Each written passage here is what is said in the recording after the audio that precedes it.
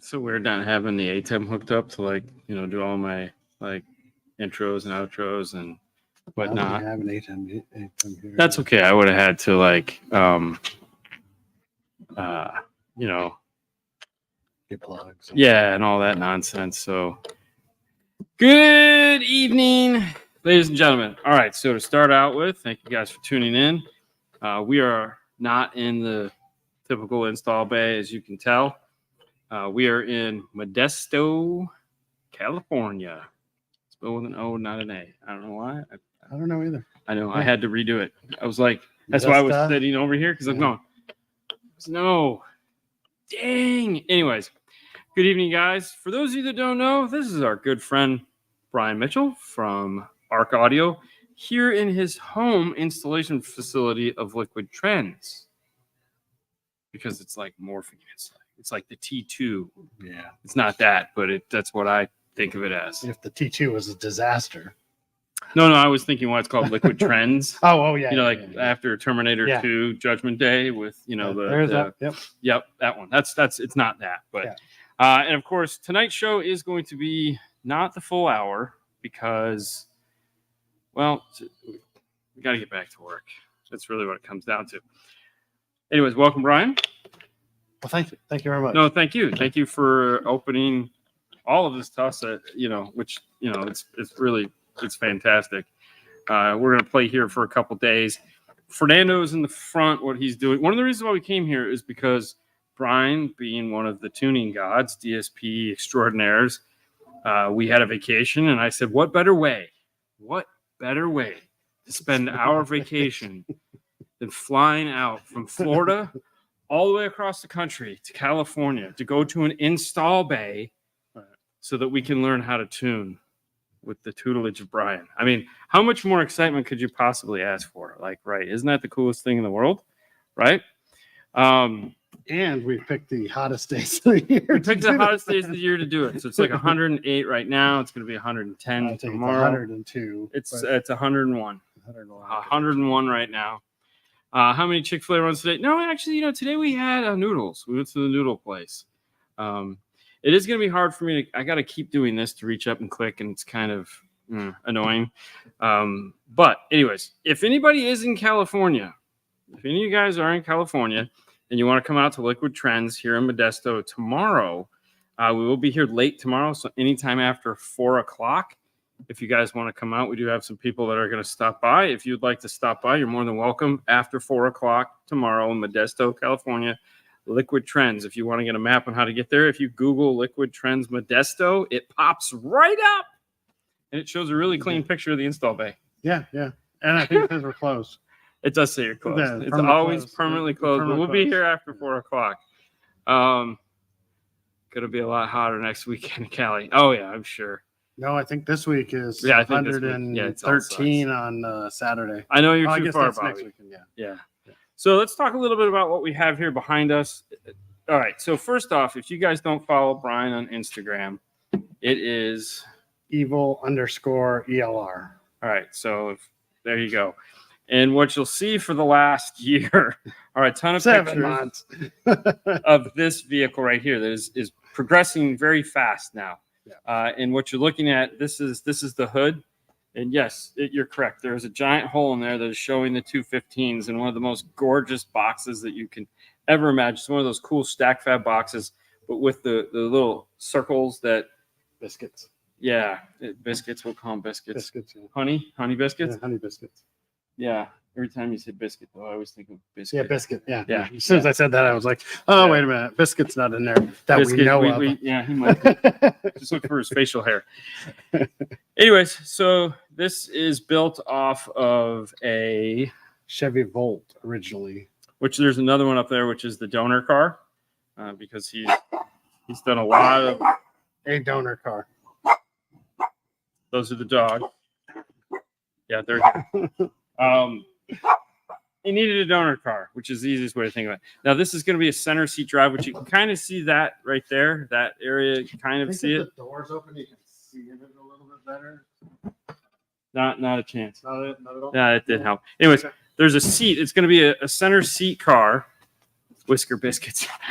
There's gonna be, I'm guessing, yes, Arc Audio 15s that they don't make anymore. Yeah. And it's going to be motorized. So, like, you're going to sit in it and it's going to go over, which is really cool. There is a visual of that. And the coolest thing about it, which is the picture he just posted, is this is actually going to be remote control because this is where the electric / hybrid generator would be. And there's two 15s there. So there's going to be no mode of transportation in this vehicle. It's going to be 100% remote control. Correct. So the two front wheels.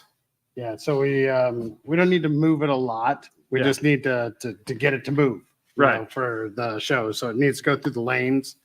One of the things about this car was we were looking at the space that we're going to have when there's no steering wheel or brakes or anything else in self-driving cars. So we're expanding upon that and looking at what we can do as a company. So I don't have Tesla money. I don't have that kind of stuff. I don't know what you're talking about, bro. When I'm building stuff, and what would I do with it anyway? I don't want it to go 100 miles an hour by remote controls. But as cool as that sounds, I don't want to do. No. So I wanted to move. So I started thinking about it, and I looked at these winch motors that I was doing something with, and I said, wow, that would probably just fit right in there. And so I put a winch motor in both hubs, and it's bolted to where the caliper used to be. So it's mated to the CV axle end, and it's removable. $79 winch motors, very inexpensive. They do the job. They're not sexy, they're not anything, but they fit. I will say they're not sexy, but of course the original bracket that he made for him wasn't sexy either. And so then he had to go have a very sexy piece of bracketry made to go in there.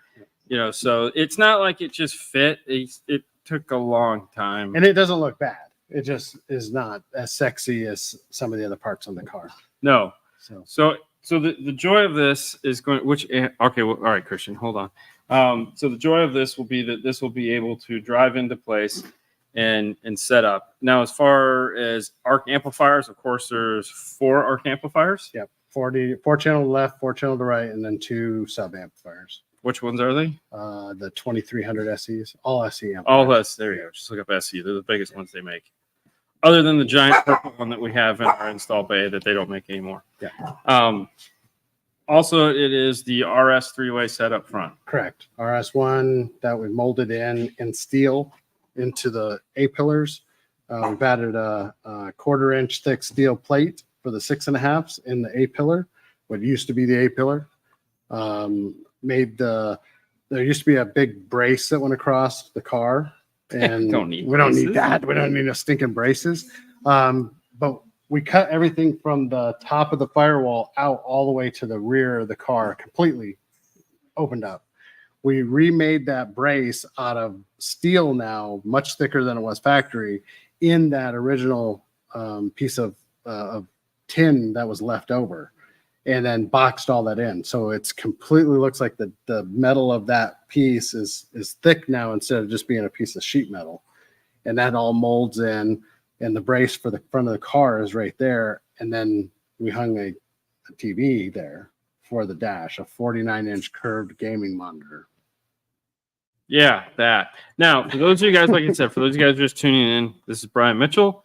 If you'd like to see more pictures of this, head over to Instagram, go to evil_XLR.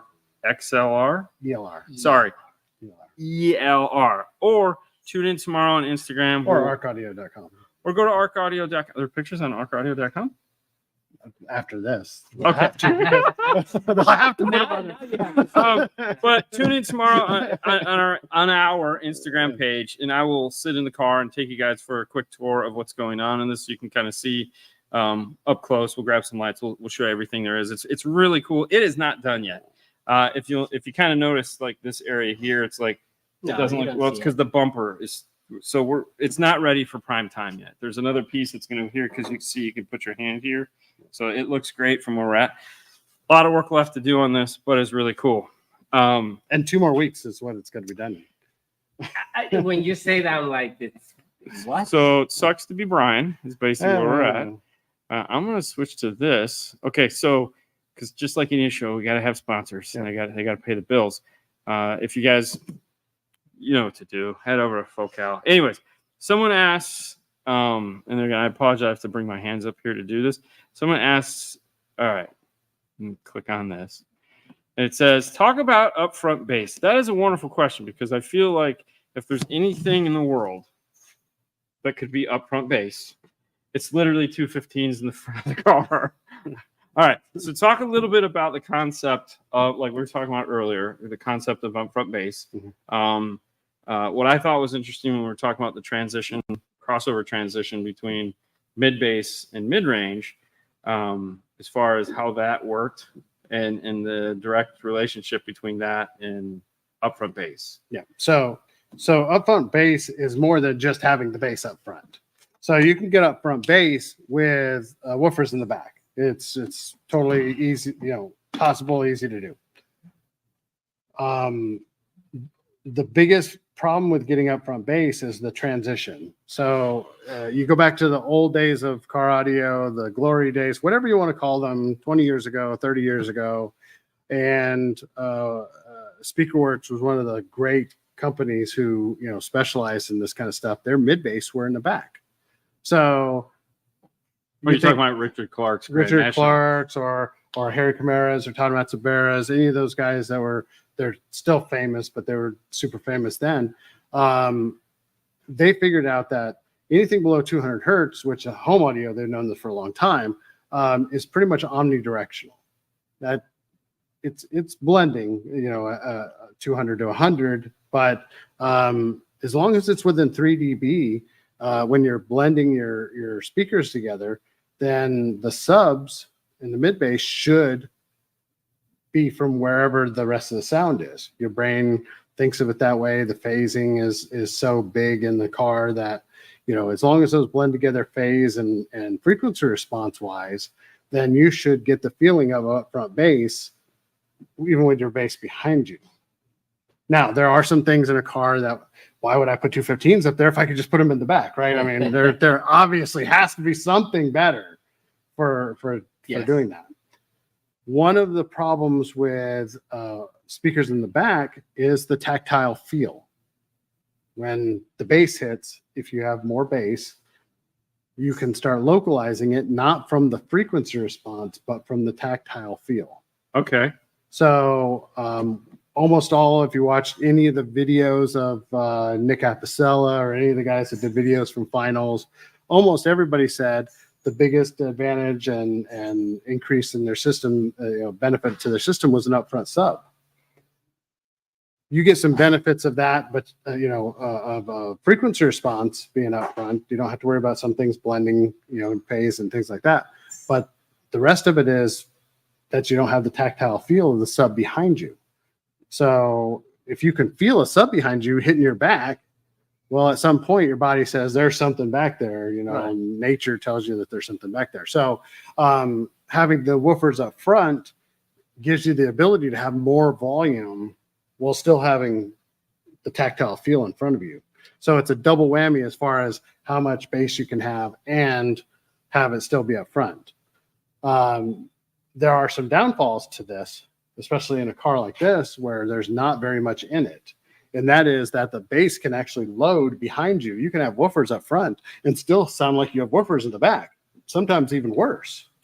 Because of the reflection. It loads, yeah. So just like if you corner load a speaker in your house, it'll sound like the bass is over here versus where the speakers are. So that's a real possibility. So we've done a lot of work in the car to try to minimize that. How would you do that?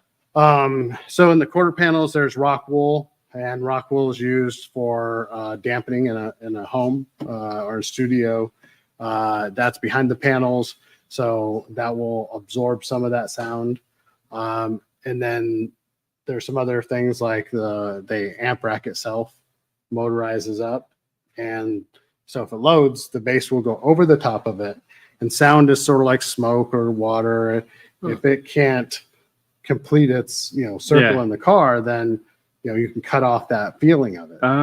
So it has a movable amp rack, as he said. It's a water cooled. Again, I'll show you guys tomorrow. So lifting up the amp rack is going to almost act like a spoiler in like a sports car to help dampen that The wave coming in. You can adjust it. So up here may not be the perfect spot for it. It may be just a little bit. Yeah. But it's fully adjustable.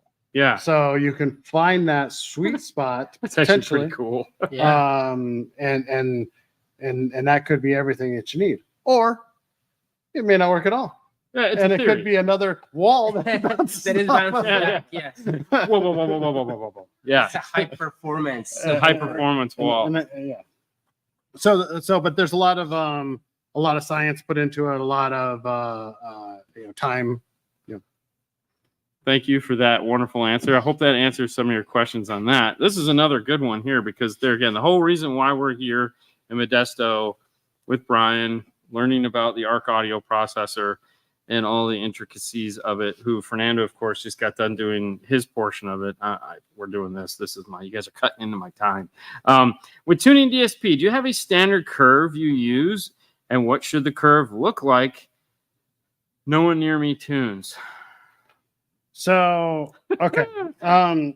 This is an easy one. I know. The curve is the basic curve. If you put everybody's curve on the table and say, this is my curve, this is my curve, this is my curve, they're almost all going to look exactly alike. There's a straight line for most of them that goes down to about 160 and then slowly ramps up into the bass. Your mid bass needs to be louder because you have such a small bandwidth that the speakers are trying to play, and the woofers are bigger, and we really are kind of deaf to lower frequencies. So that is pretty much the same. Where it changes is there are some people that like a -3 or a -6 dB up at the top end. So at 15K or so, they want a little bit of a dip there. And some people are super sensitive to high frequencies, and some people are not sensitive to high frequencies. And that's really where the difference is. My personal opinion, because I think I have reasonably normal hearing, is that straight out is the best. There's a lot of life up there that if you have it cut off, that you lose the air in the room, for ambience, things like that. So, it's pretty simple. And that's really, I think, is the JBL curve. The original curve was the JBL in the 60s. They did that, and they got that, basic. So curve. Is there a difference between, that's a good question. Is there a difference between, obviously you have the EQ curve, but then you go back and you start playing with levels. So if you have an active system where you have tweeter, mid-range, mid-bass, and you get your straight line, do you go back in and start to adjust group levels? Let's say tweeter louder, mid-range quieter, mid-bass more. For sure. So RTA is just a small portion of the tuning of the system. You can get a system to sound pretty good in a vacuum. That if you're only listening to that system, you jump in there, you go, oh, that sounds pretty good. Until you go listen to a system that's really been ear tuned, and I mean, there's no other really way to put that, but ear tuned. Someone who knows what they're listening to has adjusted that curve to match the rest of the stuff, because we showed today that not everything shows up on the RTA. I showed that many times today where we tried things and I said, now, did that make a difference? And you could go, no, there's no difference on the RTA at all, but we know we could hear it from out here with pink noise playing. So it made an audible difference, but it's not being picked up. And we're using good microphones. We're using good computers. We're using good software. There are some things that even with a multi-microphone array, which is what we're using a 7 microphone array, it just doesn't get picked up. Those you going, no, we're not using that one. We're using the Tons.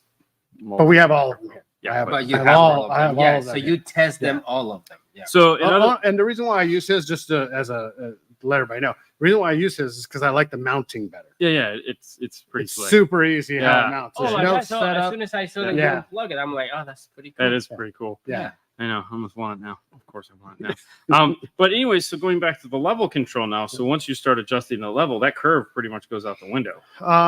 Because if you look at it back at an RTA. I think on the RTA, though, it may not look exactly like that, but sometimes it looks better. Sometimes it fixes that curve. Right. Because you're not seeing, other things are masking. There's other masking frequencies there.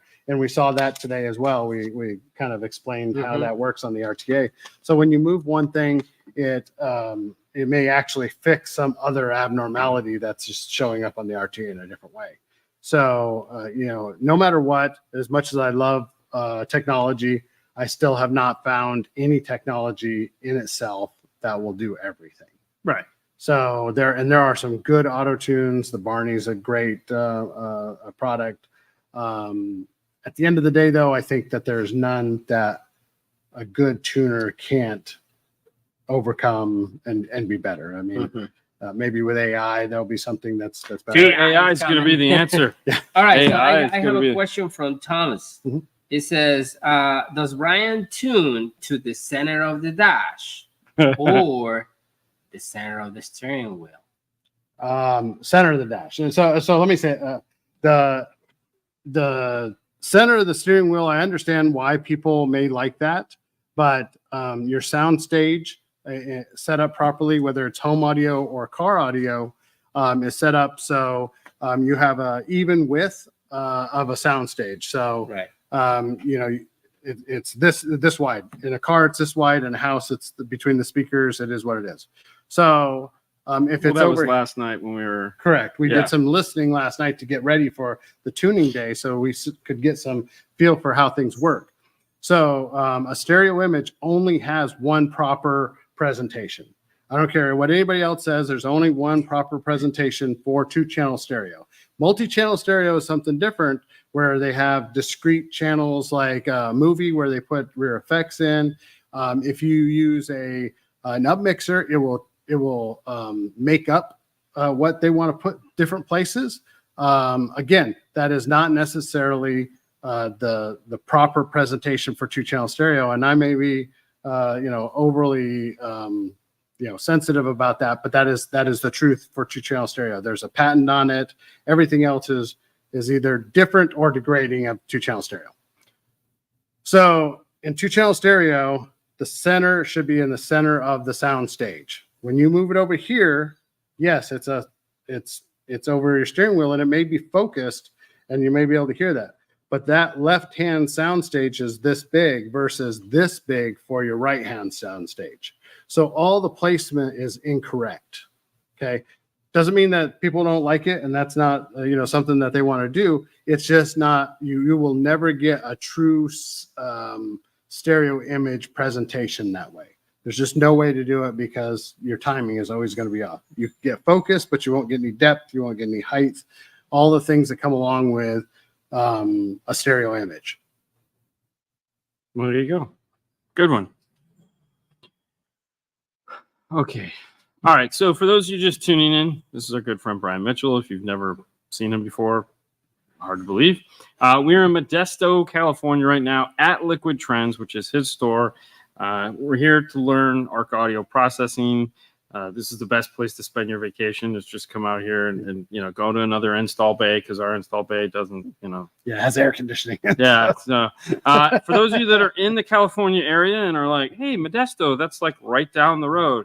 If you'd like to come see us tomorrow, we'll be here from 4 o'clock up, so to speak, for a couple hours after 4 o'clock. Don't come early. Don't come early, because we won't be here. We won't be here. We'll be here. But if you're if you're like, hey, I want to come and see you guys, you're more than welcome to stop by tomorrow after 4 o'clock. Do a Google search for Liquid Trends, Modesto, California. Christian is coming, he says. Christian should come. Yeah. Gets on a plane. Try to make it sidewalk ranch. No, we don't have time for that. Literally, this is why we came. This is why we haven't talked about it. This is what we're doing on our vacation. I know. Like, why? Because why would you not? Elias is on my way. All right. Do you have any? All right. So if I still need to tilt my head to the right, set about like 4 inches, and then to the center. After doing the lace and level, pushing right out further. What was this word? Answering? That's not a word. Northern face? That's not a word. I don't know. What okay. So. All right. So let me look at that again. Oh, this is Christian. Yes, that's what I'm saying. Christian, learn how to type. So if I need to tilt my head to the right about, let's say, 4 inches, and then the center, and then it seems center. So he's going like this to seam center. It seems like after doing delay and level. Okay, so there's two things. First thing is going to be kind of funny. I understand. Get someone in the car that's fresh ears, so younger kid that hasn't had their ears abused over life, and say, hey, where is this person at? Find a track that has a center image. There's lots of them that that just are center, and let's talk about center, and say, where's that at? Because a lot of times it's actually the person who's listening to it. Ears are not necessarily hearing quite right. Correct. That's the first thing. So I always say that because a lot of people do a lot of work and then they get in it and it's still not centered, but it is centered. They just are not hearing. Yeah, I have problem with that. So that's why I always have him listen. Right. I've figured out after letting him listen enough where I need to be so that he'll hear it as center. Right. So the next thing, let's say that everything else is good. If you've done your level matching, you're going to have to do that by ear. Your timing is going to be, could be close by just doing tape measure. For what we do, tape measures is close enough to get you in the ballpark to get what most people would be happy with. A competition car is going to have to be much more fine-tuned with that. But also, there could be some time differences that again don't show up on the RTA, or level differences, just because we were looking at levels and they were way off on smart, because we talked about this while we were tuning, and I said I don't usually do that because I usually do that at the end with my ears. The meter sometimes is only picking up one hot frequency and giving you a false decibel reading. It's a true decibel reading, but it's false in what we're trying to do with it. And also, Christian, you do have a Moscone DSP, so you can do group level adjust, and like we were talking, like ARC has center point. Yep. So it could be a level issue, and the advantage of center point as well as group adjust is that you can make a group for left, you can make a group for right, and you would decrease and increase levels. So you don't just want to like reduce everything on the one side to try to get your center. You want to decrease and add. So you always, like, if you do one way, if you take one away, you add one. Yeah. And so that'll help you keep your level, your volume correct, and maybe steer it the way you need it to go. Right. Yeah. The other thing that you got to look at is your focus. Is the center focused? If your center is focused, then it's all levels.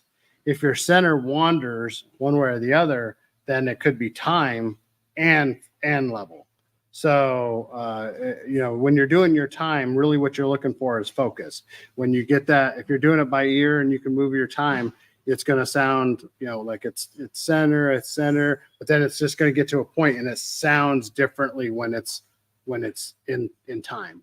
It's just going to have a different sound to it that is more, it's clearer, it's got more bass to it, has more definition, and it's really easy to do that when you're doing it by ear. So if you have that and it's off to the left or to the right, whichever way, then it's all levels. You just turn one side down a little bit more and turn one side up a little bit more, and that will move it over. And you can steer that with the levels. And that doesn't affect the stereo image much other than just your placement per center, and it gives you your soundstage. Once those two things are in line, then you should also get depth from that. A lot of people ask, how do I get more depth? Because it's a hard one to explain. Depth comes from time, everything arrival time to your ears. Once those things are all in line, amplitude and signal arrival time, then you get depth and you get height. You get a three-dimensional, box. I kind of like the first part of this question. So the house curve is how EQ is supposed to sound, or is it more of a baseline? Baseline. See, I love that. I knew you'd be like, boom, here's my answer. All right, guys, listen. This was just going to be a quick show tonight because we actually have some stuff we have to finish doing. I just wanted to come in as promised. We were going to do a Monday show. We'd like to thank our sponsors, of course, Arc Audio, Focal Moscone Gladen, as well as our good friends at Audio Control. This cool piece of machinery in the back here, you can go find on Instagram at Evil_ELR.